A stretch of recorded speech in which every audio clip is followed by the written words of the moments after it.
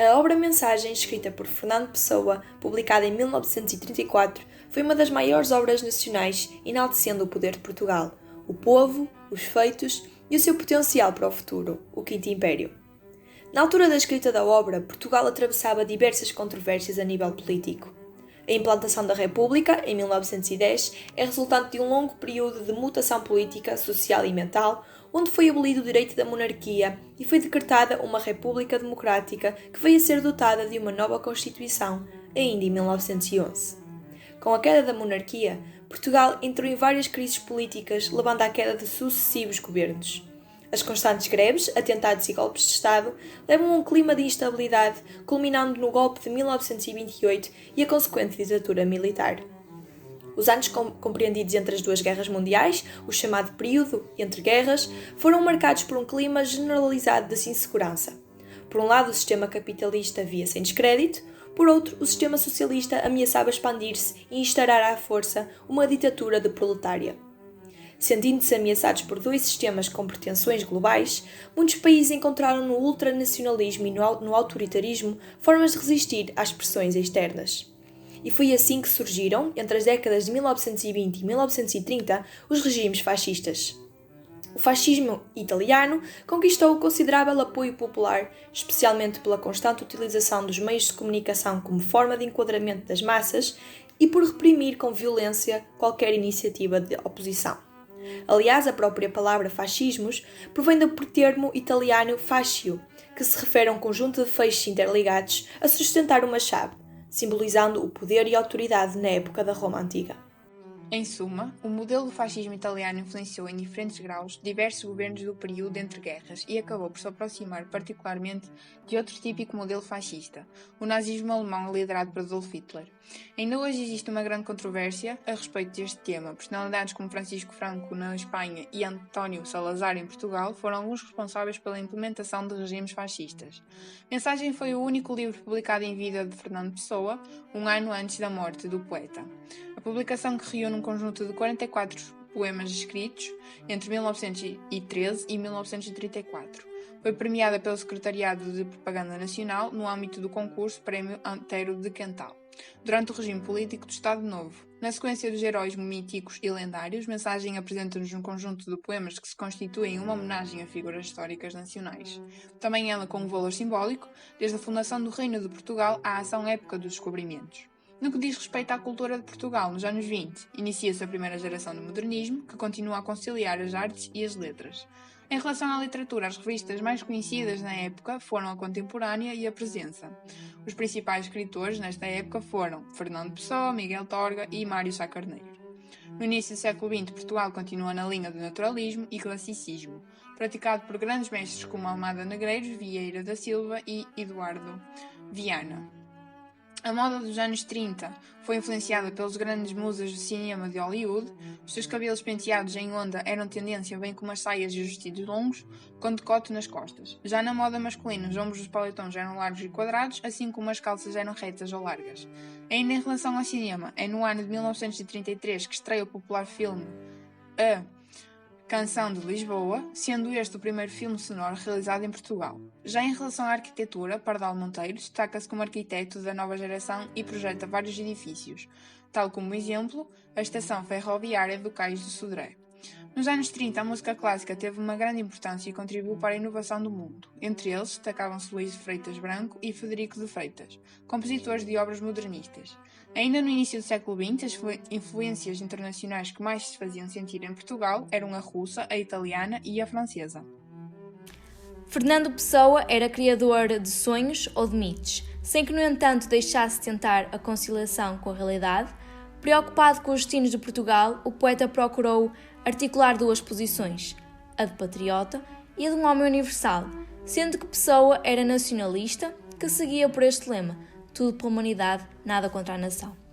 Esta frase demonstra perfeitamente a concepção universalista, sem que isso excluísse o elevado sentimento patriótico, que o levaria a exaltar as qualidades do povo português, encontrando nele as linhas de força de um movimento espiritual que irradiaria para todo o mundo. E analisando as condições orgânicas de Portugal, acaba por concluir que o país tem uma grande potência construtiva ou criadora, um império. Ora, o mito sebastianista serviu para esse fim, estabelecendo a nossa atmosfera espiritual necessária à realização desse sonho. No que diz respeito à estrutura, a mensagem tem uma estrutura tripartida, que sugere uma simbologia das fases do ciclo de vida, o nascimento, o crescimento e morte. Este poema está dividido em 3 partes. O número 3 simboliza a perfeição, a totalidade e sugere também uma evolução mística que culminará no Quinto Império. A primeira parte da mensagem designa-se brasão e é constituído por 19 poemas. Esta parte corresponde ao nascimento da pátria, onde surgem os heróis lendários e históricos construtores do Império. O sujeito poético faz referência aos mitos e a figuras históricas, como por exemplo a Dom Sebastião, entre outros. Dá-se conta de um Portugal erguido pelo esforço dos heróis e destinado a grandes feitos. Está subdividido em 5 partes. No brasão, as 5 quinas e os 7 castelos representam o percurso de conquista dos territórios contra os mouros e ainda a esfera armilar representa o mundo descoberto pelo povo português durante o tempo dos descobrimentos, ou seja, durante o século XV e XVI. A segunda parte do poema-mensagem designa-se por Mar Português e é constituído por 12 poemas. Esta parte refere-se às figuras e acontecimentos dos descobrimentos que exigiram uma luta contra o desconhecido e os elementos naturais. Representa, portanto, o sonho marítimo e a obra das descobertas, ou seja, representa a vida. A última parte é constituída pelo poema O Encoberto, que se divide em 3 partes, os símbolos, os avisos e os tempos, constituindo no total de 13 poemas. Nesta parte, Portugal encontra-se adormecido ou até mesmo numa crise profunda, o que leva à morte da pátria. Este encontra-se à espera de um Salvador ou até mesmo do Messias, e aqui faz referência ao mito sebastianista, representando assim a esperança da ressurreição de Portugal. O poema-mensagem termina com o renascimento de Portugal através do Quinto Império, um império espiritual. Passaremos de seguida à abordagem de 6 dos 44 poemas de mensagem, dos quais pertencem à primeira, segunda e terceira parte. Situado na primeira parte, o dos castelos começa por referir mitológico e metaforicamente a princesa Europa, que se encontra deitada e imóvel sobre o continente europeu, representando o estado moribundo do conjunto destes países. Os seus cabelos alcançam um certo conjunto de países e os seus olhos situam-se na Grécia. O seu cotovelo esquerdo posiciona-se na Itália e, opostamente, o direito está sob Inglaterra. Portugal situa-se no rosto, onde a Europa contempla com um olhar misterioso e esperançoso. Portugal, tendo já alcançado grandes feitos anteriormente, torna-se a esperança para retirar a Europa da estagnação, destacando-se do resto dos países, sendo deste modo o rosto da Europa. De seguida, ainda na primeira parte, D. Sebastião, rei de Portugal, neto de D. João III, que faleceu em 1557, quando o neto tinha apenas 3 anos. A criança recebeu de imediato a coroa e, aos 14 anos de idade, subiu ao trono. Ousado até aos limites da loucura, o novo rei não atribuía grande importância ao planeamento cuidadoso, adorando desafiar o perigo. Em 25 de junho de 1578, partiu com uma armada e lutou com os mouros. Desapareceu e morreu, supostamente a 4 de agosto de 1578, na Batalha de Alcácer Quibir, com apenas 24 anos, depois de uma derrota devastadora que demonstrou a loucura da sua cruzada em África. Com a sua morte, sem descendentes, a coroa portuguesa passou para o seu tio-avô, o velho cardeal D. Henrique, inquisidor-geral I. D. Sebastião tornou-se numa espécie de mito racional. Daí nasceu o sebastianismo. O facto do desaparecimento de D. Sebastião ter levado à perda posterior da nossa independência levou à crença de que o monarca irá regressar, devolvendo ao país tudo o que este perdeu, brilho, glória e força, para renascer das trevas. Ou seja, devolver ao país a sua identidade perdida, restaurando a nacionalidade, o que conduzirá ao Quinto Império. O tema do poema D. Sebastião, rei de Portugal, é a loucura ou sonho, aliadas à capacidade de desejar e ter iniciativa para ir mais além. Sem o sonho, o homem não se distingue do animal, que se limita a procriar e a esperar a morte. É preciso ter coragem, determinação e iniciativa para ultrapassar o estado de cadáver adiado que procria, ou seja, para sair do estado de estagnação e decadência. No entanto, apesar do fracasso, nomeadamente a morte física do rei na Batalha de Alcácer Quibir, é importante não desistir e manter o foco para recuperar Portugal do estado de morte psicológica em que se encontra. No que diz respeito à segunda parte, Horizonte inicia-se com uma interpelação ao mar anterior a nós, causa dos medos provocados nos marinheiros pelos seus perigos. A neblina e o escuro simbolizam o mistério e a ânsia do futuro que os espera para além da linha fria do horizonte.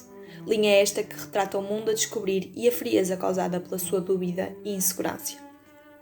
A linha da costa onde se encontra a vida, como por exemplo as árvores, as flores, a terra, tudo o que o mar não lhes pode fornecer é almejado por estes navegantes que anseiam e sonham voltar à sua zona de conforto. Os beijos merecidos da verdade. Este último verso simboliza o merecido conhecimento pelos portugueses da verdade, o real que antes estava oculto por o horizonte.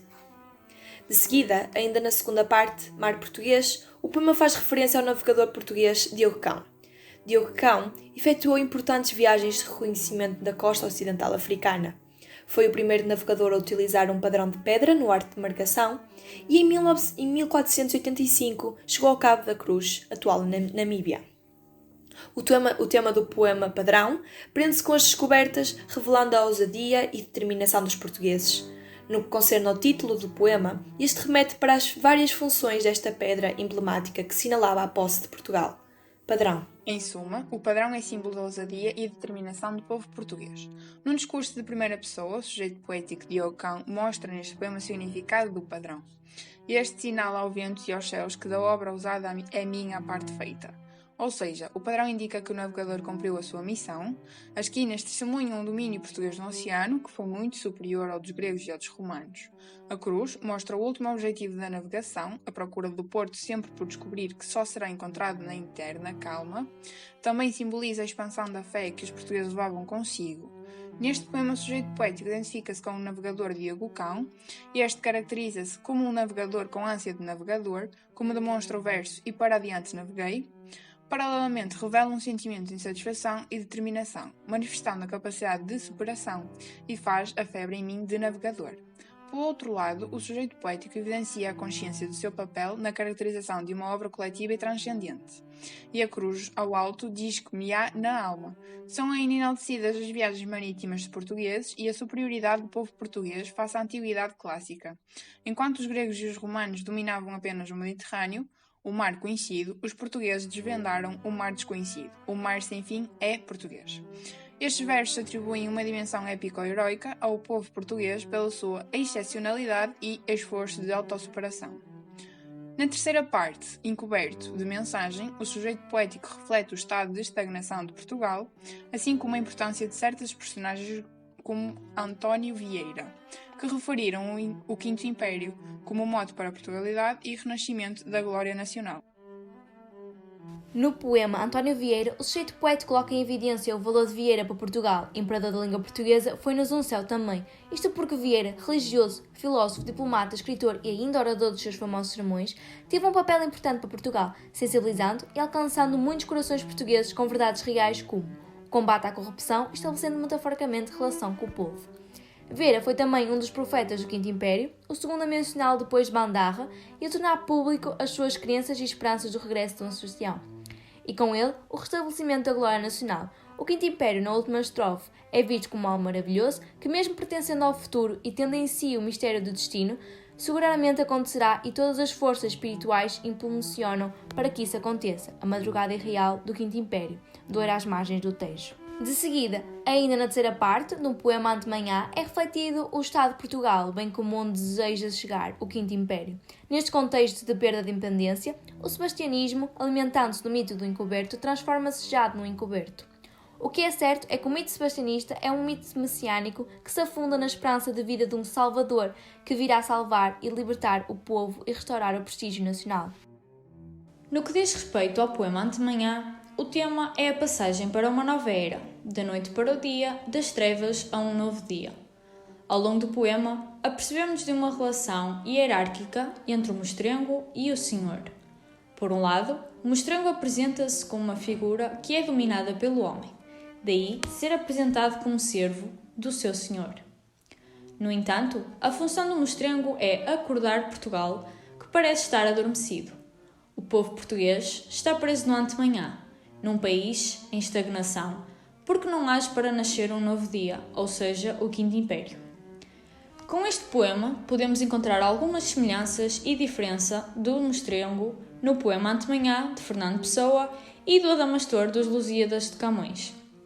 As semelhanças são que ambos surgem como um símbolo do medo, dos perigos e das dificuldades que o povo português enfrentou ao passar o cabo das tormentas.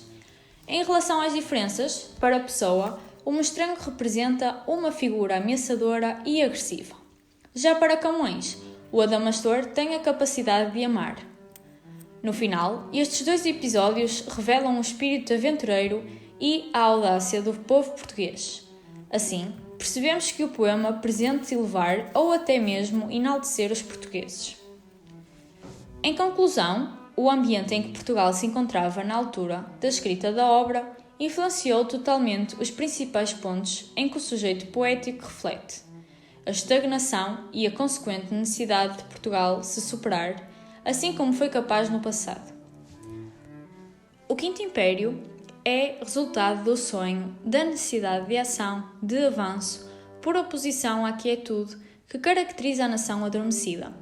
O novo império espiritual será construído pelo poder da alma humana e pela força divina, um império que não existe no espaço e que se constituiu como o verdadeiro e supremo destino de Portugal.